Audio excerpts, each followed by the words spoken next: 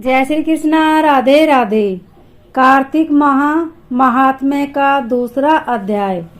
सिमरु चरण गुरुदेव के लिखु शब्द अनूप, कृपा करे भगवान सतचित आनंद स्वरूप। भगवान श्री कृष्ण आगे बोले, हे प्रिय, जब गुणवती को राक्षस द्वारा अपने पति एवं पिता के मारे जाने का समाचार मिला तो वह विलाप करने लगी।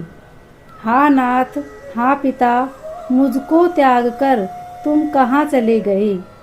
मैं अकेली स्त्री तुम्हारे बिना अब क्या करूं?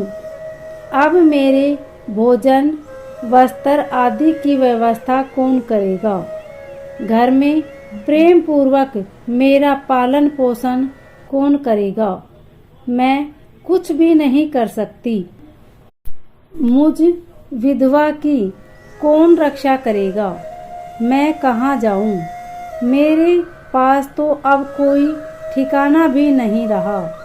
इस प्रकार विलाप करते हुए गुणवती चक्कर खाकर धरती पर गिर पड़ी और बेहोश हो गई।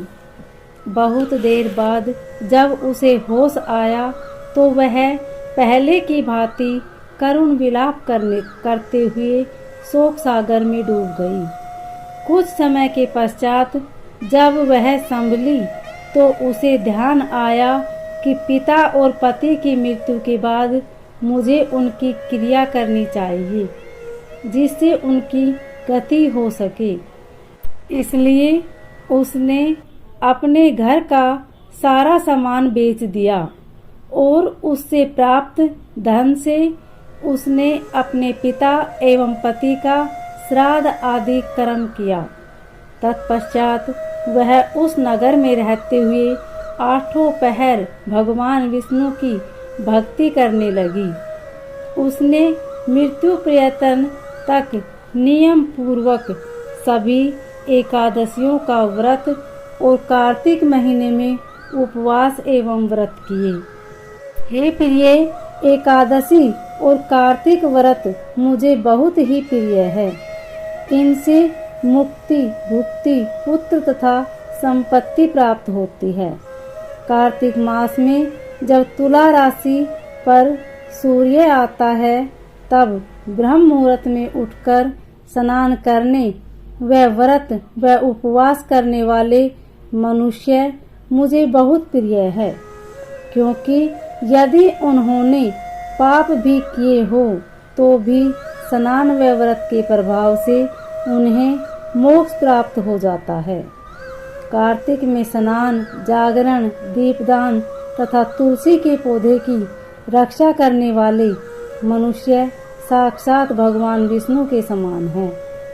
कार्तिक मास में मंदिर में झाड़ू लगाने वाले, स्वास्तिक बनाने वाले तथा भगवान विष्णु की पूजा करने वाले मनुष्य जन्म मरण के चक्कर से छुटकारा पा जाता है। यह सुनकर गुणवती भी प्रति वर्ष श्रद्धा पूर्वक कार्तिक का व्रत और भगवान विष्णु की पूजा करने लगी। हे प्रिय, एक बार उसे जवर हो गया और वह बहुत कमजोर भी हो गई। फिर भी वह किसी प्रकार गंगा स्नान के लिए चली गई। गंगा तक तो वह पहुंच गई, परंतु शीत के कारण वह बुरी तरह से कांप रही थी। इस कारण वह स्थिर हो गई। तब मेरे भगवान विष्णु दूत उसे मेरे धाम ले आए। तत्पश्चात ब्रह्मा आदि देवताओं की प्रार्थना पर जब मैंने कृष्ण का अवतार लिया तो मेरे गण भी मेरे साथ इसी पृथ्वी पर आए जो इस समय यादव हैं। तुम्हारे पिता पूर्व जन्म में देव शर्मा थे तो इस समय सत्राजित हैं। पूर्व जन्म में चंद्र शर्मा जो तुम्हारा पति था वह डाकू है। और हे देवी, तू ही वह गुणवती है। कार्तिक व्रत के प्रभाव के कारण ही तू मेरी अर्धांगिनी हुई है। पूर्व जन्म में तुमने मेरे मंदिर के द्वार पर तुलसी का पौधा लगाया था।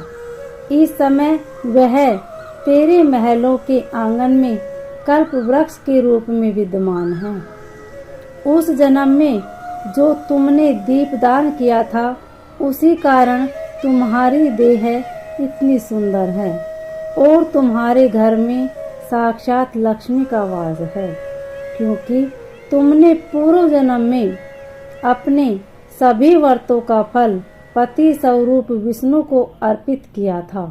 उसी के प्रभाव से इस जन्म में तुम मेरी प्रिय पत्नी हुई हो। पूर्व जन्म में तुमने नियम पूर्वक जो कार्तिक मास का व्रत किया था, उसी के कारण मेरा और तुम्हारा कभी वियोग नहीं होगा। इस प्रकार कार्तिक मास में व्रत आदि करने वाले मनुष्य मुझे तुम्हारे समान प्रिय है।